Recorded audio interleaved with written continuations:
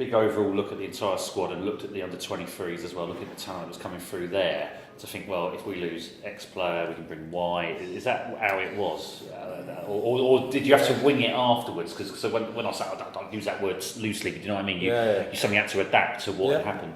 Yeah, I'd say adapt rather than wing it. Yeah, maybe that's my. But I can quite easily use wing it as well. No, but yeah, we spent pre-season just understanding as much as we could about the players that we had. That's essentially what it was, and you know the ones that have made it clear that they don't want to be in the Championship or they would rather play elsewhere. So you know that there's a greater chance that might happen, and then it's left to the club to try to get the best deals and all that sort of stuff and raise funds. The reality of it was we probably didn't raise as much as we would like. That's the situation. Yeah. And so you continuing with that work. Yeah. And of course you're then thinking, well, in January I'm going to lose another load. We are going to move on to happier things, by the way, but I just need to address this first. But and then it came again because I thought the team was doing well. You were in around the playoffs. You're still doing well, but it was almost like the rug was pulled away from you a little bit in the January window. Well, not just you. I suppose it can be. I can see why you would sort of see it as that way. I mean, the reality of it was we lost the 3 players that didn't that at the time weren't playing so much for us. Right. We managed to keep hold of Dan, and we managed to keep hold of Leroy, our captain. And then again, you're looking at internal. Since that window, George Byers has had opportunities to play and has shown his quality. So sometimes, and again, you weigh up how easy is it to get people in the January window at the right price, at the right value, which of course can also improve your team.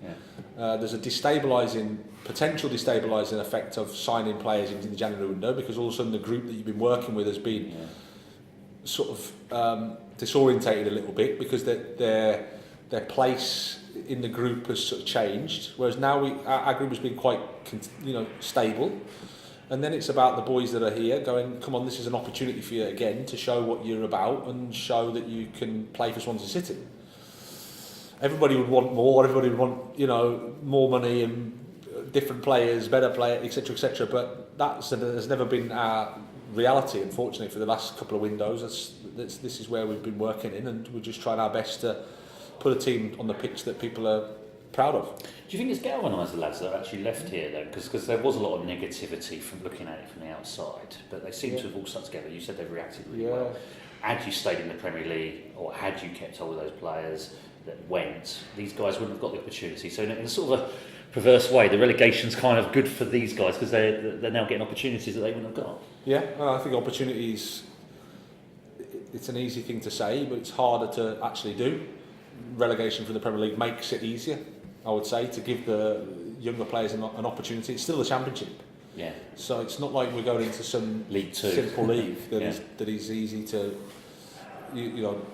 blood young players, but we've managed to do it, and it's a credit to the players because and everybody that's been working here behind the scenes in the academy that have been able to help players get to the point where they can be used in the first team environment.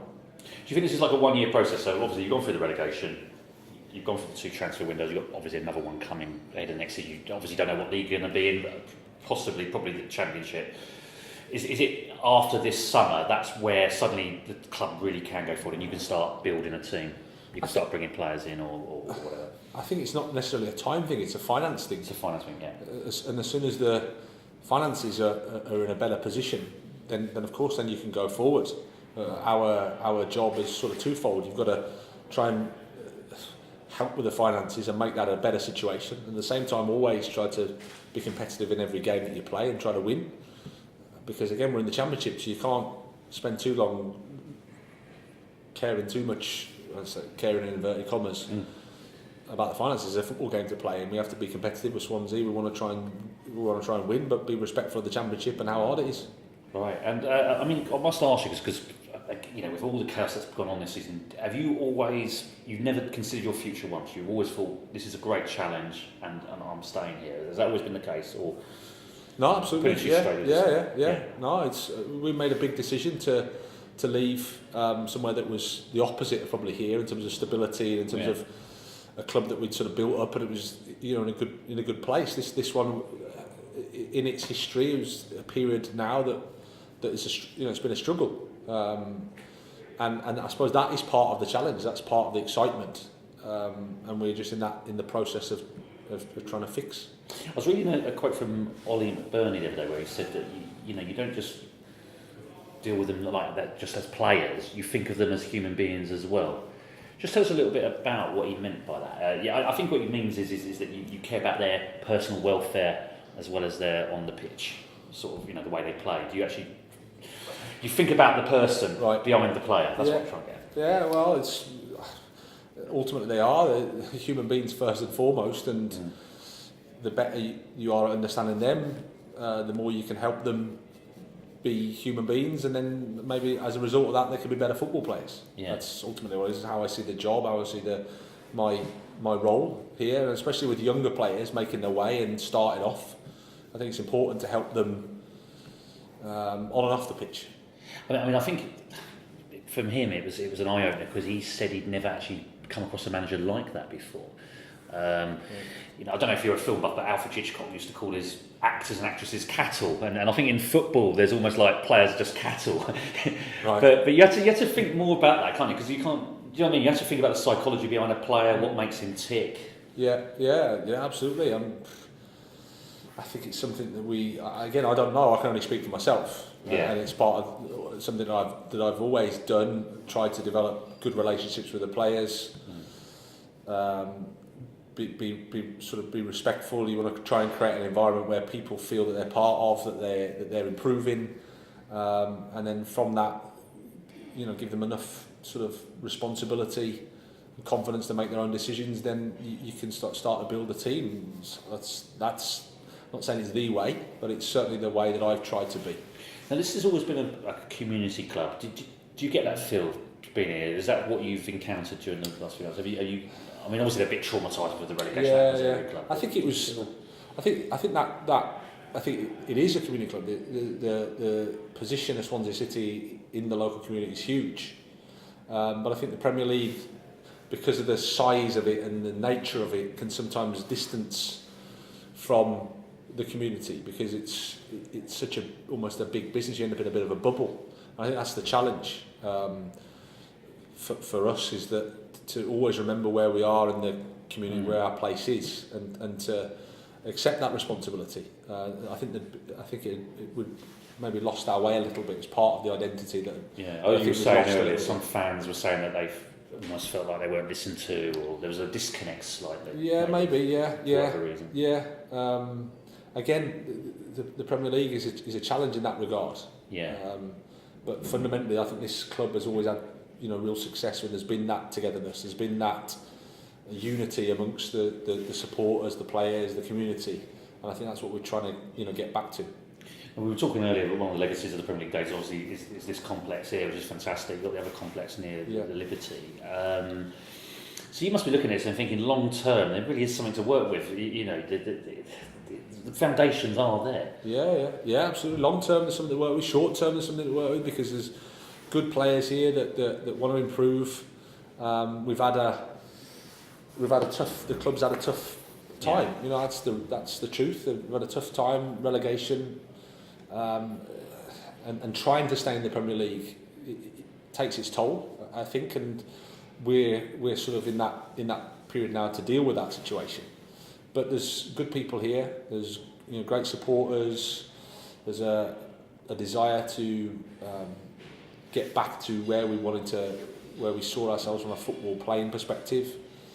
And then, like I said, there's an infrastructure here that can go forward. We just need to get everything right from a financial perspective to make sure that we're stable and can move forward in a sensible, good way. Mm.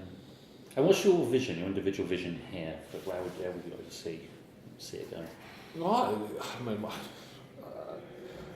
you want firstly a team that's on the pitch that can compete in every game, that believes that it can win, but at the same time is respectful for the opposition, and it's football that you can lose. But ultimately a team that plays good football, that the supporters can they turn up and they know what type of football they're going to see and what type of thing they can see. One with effort and then off the pitch a responsible, financially sustainable club that is not putting itself in problems, is not making it difficult for the next generation. That's going to be able to function going forward. Dan James, how fast is he? How fast really is he? I'd love to know. 500 metres. He's very fast. Yeah, very very fast. And his ability to repeat it is the real strength, I would say. Because sometimes just raw pace. There's a lot of players that have just raw pace, but he has the ability to use it on a football pitch and then to be able to repeat it. And I think that's his quality. Is that something you saw straight away when you came in? I think he's been in like I said, he's been in the 23s. He went on loan last year. He didn't play. He wasn't so successful. I think it's like any young player. You're just trying to develop all the time. You could see his pace. His pace was evident from the start. The challenge for him has been to use it to be able to influence the game, use it on a football pitch in an effective way, and he's been doing that more and more, and he's been improving all the time. So it's huge credit to him. And the staff here and the players that have allowed him an environment that he can enjoy his football. Yeah, and he has got a good attitude. I mean, seeing what happened to him obviously on transfer deadline day, that doesn't happen. It happens down again, doesn't it? That sort of thing. Yeah. But he seems to have dealt with that well. He's certainly answered in the right way. No, exactly. He's answered the best way he can, which is to let the football do the talking. You can see that everyone can see how committed he is to the club, how much he enjoys playing football here, how much he wants to improve, and how much he wants to be.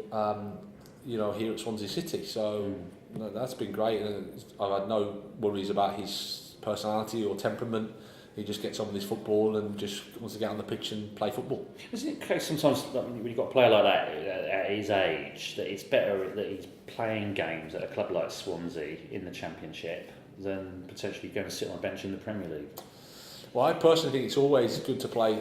It's good to play, that's for sure, from a development perspective. I think he's in a good place here. We understand him, we look after him. Know what he's like on the pitch, know what he's like off the pitch. And he's just starting out. It's his first, not even his first. It's his first season. So he's got a lot to do, but he's got a lot ahead of him as well, and a lot of exciting things to come.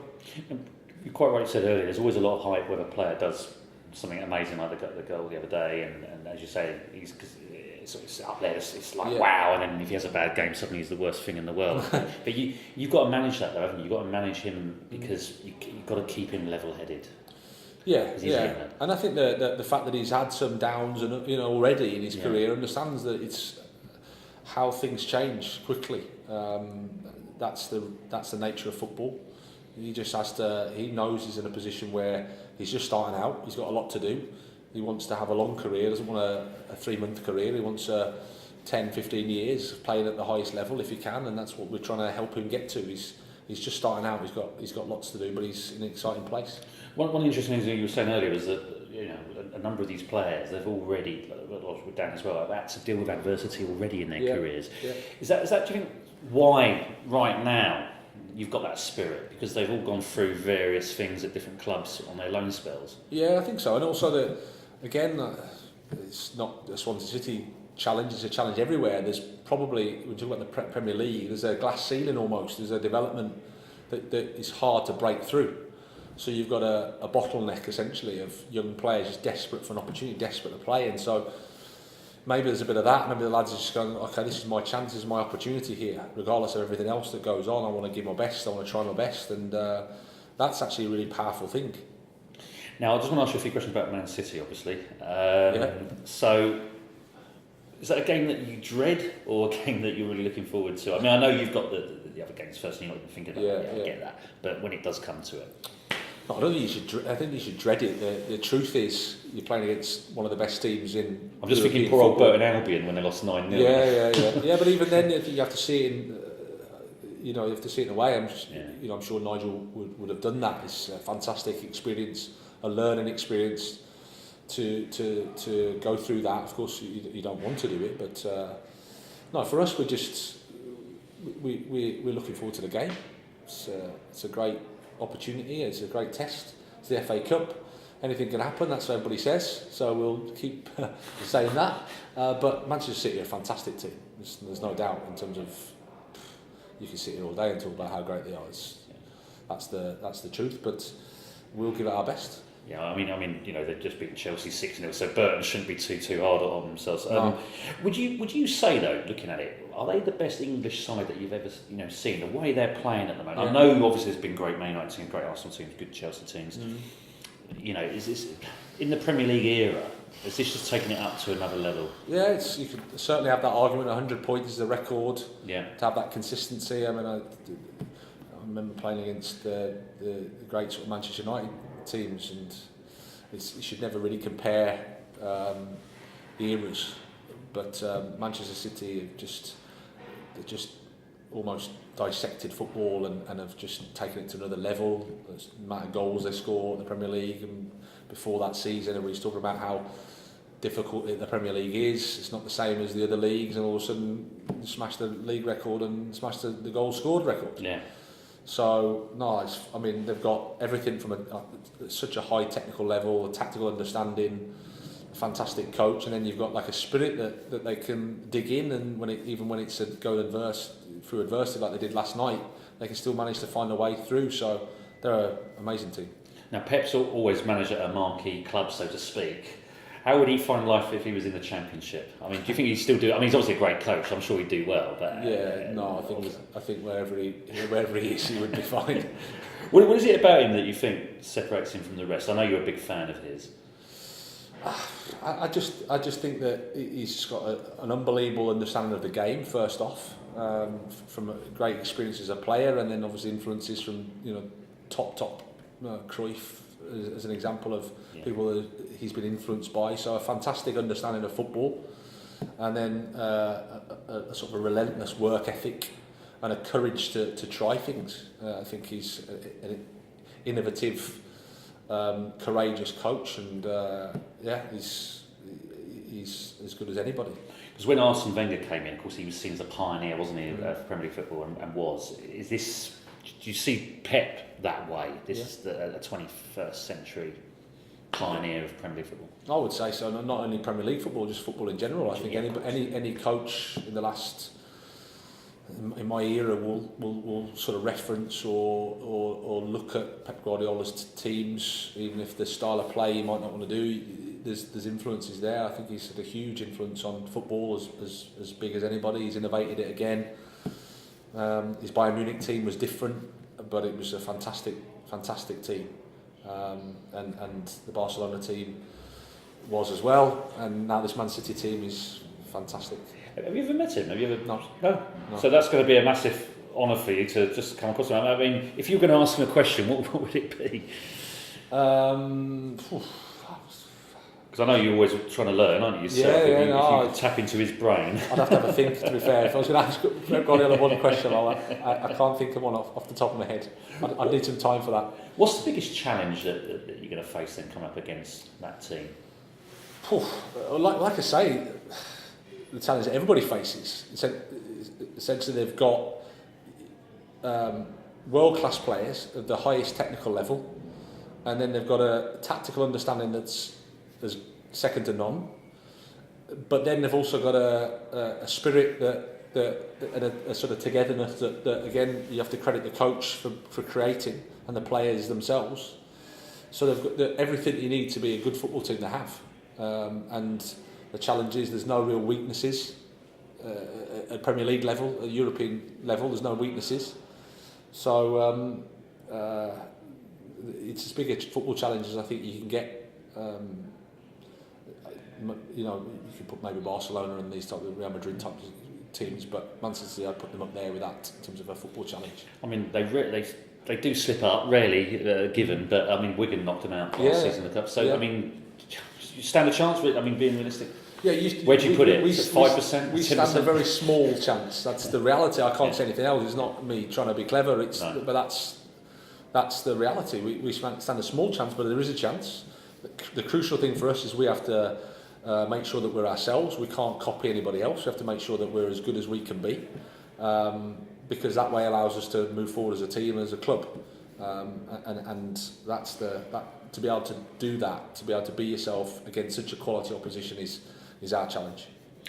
Now, I just wanted to ask a couple of questions about sort of what makes you tick, really, in some ways. I mean, you've always spoken about wanting to learn and carry on learning. How do you do that? Do you listen to podcasts? Do you read books, that sort of thing? Yeah, a bit of that. I think also just analysing the game, looking at the players, watching football, having the experiences, just reflecting. I think it's important. It's one of the things that if I feel that if I ever felt that it was going a bit stale, then I think that's the time for me to be concerned. But I haven't got all the answers. I don't know everything. I realise that I don't know so much, to be honest. So my sort of drive and desire is to try to improve myself, and I get a lot of satisfaction in seeing players improve, because you've got a responsibility to them and their careers as well, and that's something I really enjoy. I'm interested because I was reading on your Wikipedia page. I know it's not always right, so do correct me. But you did a social science degree. Apparently, you worked as a football development manager at the University at Hull. Yeah. Technical director of the Ghana women's team. Is that right? In the 2007 World Cup. Yeah. You did a master's in leadership and emotional intelligence. Yeah. That's some kind of interesting stuff. I mean, you don't see many football managers who do that sort of stuff. I was just lucky, and my career path went that way. I had, a sort of a career that was, sort of a bit of that and a lot of that, ups and downs. But I had a fantastic time, and then I realised that I needed to sort of make the next step in my career, and I wanted to sort of use the experiences I had as a footballer, and thought about coaching or teaching, and realised that I had to learn, I had to develop myself. It wasn't just about doing the coaching badges. I got a job. I was a football development manager, which meant I could coach the students. I could work with the sports science departments, all the people in the university sector. I had 5 great years working in that environment. Did my master's degree. So you sort of develop a bit more of not just my subjective football experiences, a bit more understanding of leadership and coaching, and sort of start to develop a method of work, if you like, which then you can sort of try to test in the real world, the real football world. Yes, sure. Because the safe university environment is fine, but essentially in the end you want to try and test it in the real world. Yeah. But the opportunities for that to happen were quite small, because I was working at Leeds Met. So the opportunity to move abroad was the only one really that was worth having a go, and even that in itself was 4th tier in Swedish football, and moving the family over there was quite a big step. I'll just rewind slightly. So the Ghana job, just tell us about that. How did that come about, and what were you doing? And so I was working at the University of Hull, and as part of the recruitment strategy at the University of Hull, they recruited in West Africa. They had a contact with the Ghana FA, and we ended up doing some coach education and coaching with their teams, and then in the end I was invited out with their female national team to do some work around the Olympic qualifying and the World Cup in China. So and what did you learn from those experiences? What would you say that's brought you, looking back at it now? I think I learned that I knew relatively not a lot, because you end up playing football and thinking you know everything, and you're sort of young and stupid, and then you realise that you don't know stuff, and maybe other people's views from outside are different, and it was a really great experience from that perspective. It was just more of that. Just you're in a completely different culture. We travelled. We were in West Africa for a few weeks, and then down to South Africa, and then into China, and you're away with different people, and you learn about yourself in that regard. And like I said, you had these experiences, these football experiences, but in terms of coaching and leadership and management, I was quite naive, so it was the first steps around that, I would say. And then obviously you went to Sweden, and you just learned as you went along, I suppose. You went up the levels and just started learning every year that you were there. Yeah, pretty much. I mean, it was in the 4th tier, a lot of the similarities to here.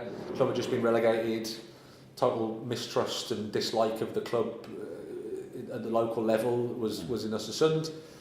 And you just have to quickly understand about Swedish football culture, Swedish culture, adapt to the different lifestyle there. And again, I think it's a really good learning experience. And then quickly at that club we had to try to understand, okay, we're up in the north of Sweden, 2.5 hours away from the nearest town. A bit like here. What can we can we offer? How can we, where's our competitive advantage? How can we move forward? And that's where we started that process.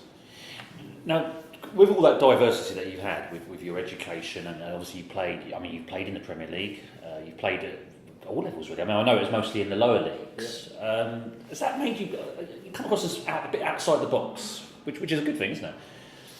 I don't know. I mean, you can only be yourself, and my career was, like I said, it was my football career was that. Yeah. I had some fantastic experiences and challenges, and met some great people. But then everybody's career path, I suppose, is different from football.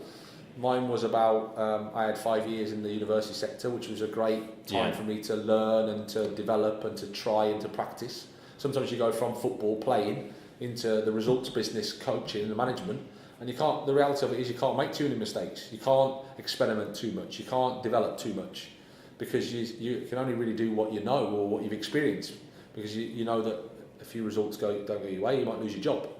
So that 5-year period was really, I think, really important for me, and I always just felt like I wanted to carry on education. I wanted to have enough behind me that, okay, if football doesn't turn out how it does, then you can still survive in the real world and have a nice life. Just about your playing career, how would you describe your playing career when you're summing it up? I mean, I'd probably go, I was just... Because you actually did beat Man United, didn't you? Once? Yeah, Southampton, I mean, it started off. I remember my debut. It was Birmingham 17, and played for Birmingham, and then moved to Stoke and got in the playoffs with Stoke in the Championship, and then moved to Southampton, and then it went downhill from there. Really, essentially. Was that the highlight, beating Man United? I mean, that's good. That's nice on your CV. Yeah. It was I was a sub, and I got on for the last 20 minutes. Thankfully, I didn't turn the game negatively to our favour. It was a nice experience, but. I suppose like some people are really good at being top of their profession in their early 20s. Yeah. And I just wasn't. Right. That's the reality. For whatever reason, I probably wasn't. And full credit to those that are. But for me, I maybe wasn't.